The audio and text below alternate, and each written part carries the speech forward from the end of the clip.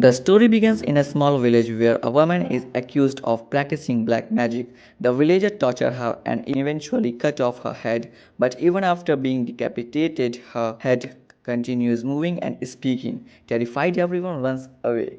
Years later, we meet Alin, a young woman struggling to pay off her late father's debts. She lives with her younger brother and faces constant pressure from debt collectors.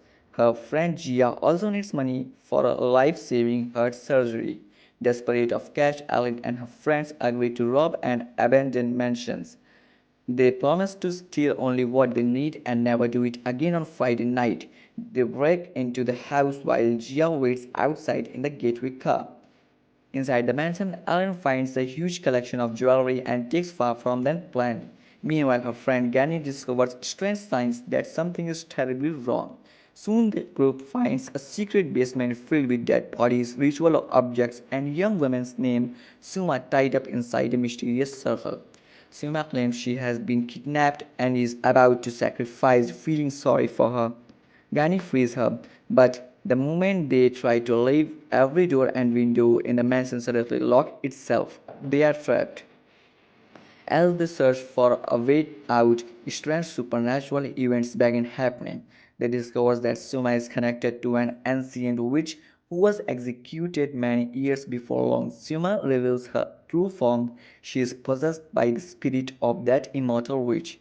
One by one, the friends become infected by dark magic. Some are possessed, while others dying in horrifying ways.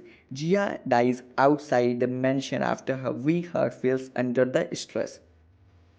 Just when all hope seems lost, the owner of the mansion appears. He is a powerful shaman who has spent years trying to stop Suma. He explains that the witch's soul survives through her bloodline and the Suma is her latest vessel. The shaman reveals that only a sacred sword can destroy the witch forever.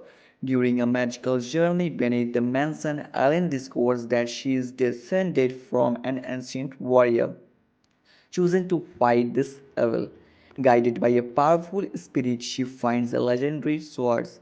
Armed with a sacred weapon, Alice prepares for the final battle. Suma unleashes her full power, raises the dead, and sends them after Alin and Ghani.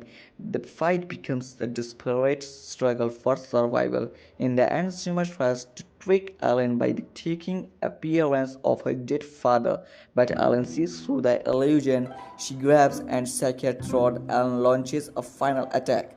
After an intense battle, she decapitated Suma and finally destroyed the witches. The nightmare is over and peace returns.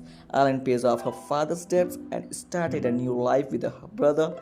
Before leaving, the shaman reminds her that the sacred sword must only be used against evil. And with that warning, the story comes to an end.